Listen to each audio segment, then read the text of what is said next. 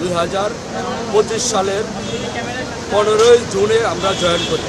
আমাদের নীতিমালায় উল্লেখ করা আছে যে আমাদের 25-এর নীতিমালায় উল্লেখ করা আছে কোনো কর্মচারী হর্টিকালচার সেক্টরে আমরা জয়েন করি 3টা পদে, একটা ইলেকট্রিশিয়ান পদ, আরেকটা পাম্প অপারেটর, আরেকজন পরিষ্কার পরিচ্ছন্ন কর্মী।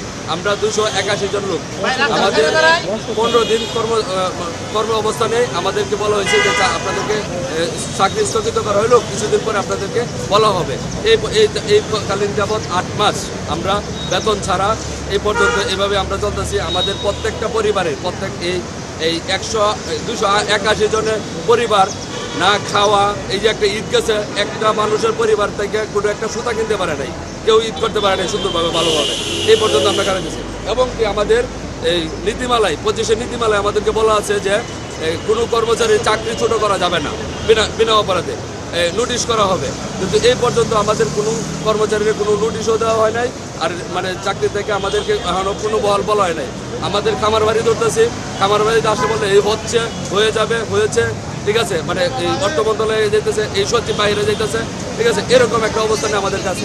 আমরা আমাদের চাকরি পূর্ণ বহাল চাই, আমাদের 8 মাসের বেতন চাই, আমাদেরকে মানে সুষ্ঠুভাবে সুন্দরভাবে আমরা যেন কর্ম করে খাইতে পারি, এই ব্যবস্থা আমরা চাই। আমরা আসলে এই যাবৎ আমরা 8 মাস ধরে আমাদের বেতন হচ্ছে না। আমরা ওই মাননীয় প্রধানমন্ত্রীর কাছে আর এই মাননীয় অর্থমন্ত্রী আর আমাদের এই কৃষি মন্ত্রণালয়ের কাছে আমাদের হাত জোর করি, আমরা আকুল আবেদন করি যে আমাদের এই বিষয়টা দেখার জন্য।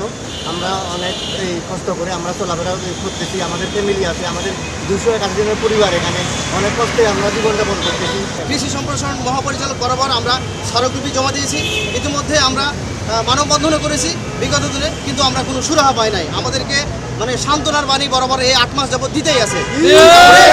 মানবতার জীবনযাপন করছি। আসলে 15,000 টাকা আমাদের পেটের ক্ষুধা নিবারণের জন্য প্রয়োজন।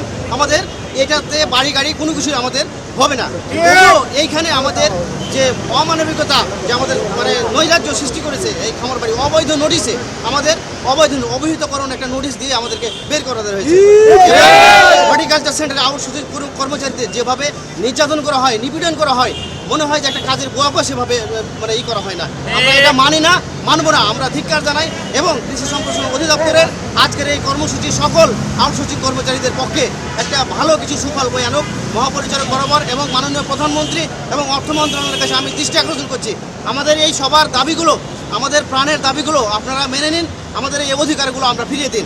আমাদের আজকে এখানে আসার যাত্রা হচ্ছে, আমরা আমাদের সিনিয়র ভাইয়েরা 13 বছর এবং আমরা দীর্ঘ 7 বছর ধরে কৃষি সম্প্রসারণ অধিদপ্তরে উপজেলা পর্যায়ে আউটসোর্সিং গাড়ি চালকভাবে নিয়োজিত আছি। আমাদেরকে বিভিন্ন প্রকল্প হতে নিয়োগ দেওয়া হয়, পরবর্তীতে গাড়ি রাজস্ব হয়ে গেলে আমাদেরকে আউটসোর্সিংয়ে রাখা হয়। এভাবে দীর্ঘ 2 বছর পর আমাদেরকে আবারও নতুনভাবে নিয়োগ দেওয়া হয়। পরবর্তীতে আমাদের নভেম্বরের 7 তারিখ এবং জানুয়ারির 7 তারিখ আমাদের 2 গ্রুপেরই মেয়াদ শেষ হয়। পরবর্তীতে আমাদের সাবেক মাননীয় কৃষি সচিব মহোদয় এবং ডিজি মহোদয় আমাদেরকে আশ্বাস দেন, তোমরা কর্মস্থলে থাকো, সুন্দরভাবে তোমরা চাকরি করো, তোমাদেরকে নেওয়া হবে, তোমরাই থাকবা। পরবর্তীতে এখন এসে আমরা আজকে দীর্ঘ 5 মাস 7 মাস ধরে আমরা বিনা বেতনে শ্রম দিয়ে যাচ্ছি। এখন আমরা উপজেলাতে আছি, বিনা বেতনে আমরা চাকরি করছি। এমন তো অবস্থায় আমাদের পরিবারও জানে না যে আমাদের চাকরি নাই। আমরা কিভাবে লজ্জায় বউ বাচ্চাকেও বলতে পারছি না আমাদের যে চাকরি নাই। কীভাবে চলতেছেন?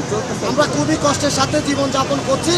আমাদেরকে দীর্ঘ যে সাবেক আমাদের উদ্যোক্ত কর্মকর্তা স্যারেরা আশ্বাস দিয়েছেন, ওই আশ্বাসে আমরা আজকে এখনও পর্যন্ত আছি। এখন আমরা মাননীয় প্রধানমন্ত্রী মহোদয়ের দৃষ্টি আকর্ষণ করছি এবং অর্থমন্ত্রী মহোদয়ের দৃষ্টি আকর্ষণ করছি এবং কৃষিমন্ত্রী মহোদয়ের দৃষ্টি আকর্ষণ করছি। আমাদের যে 2025-এর যে আউটসোর্সিং নীতিমালা হয়েছে, ওই নীতিমালা অনুযায়ী আমাদেরকে পূর্ণ আবার বহন করা হোক।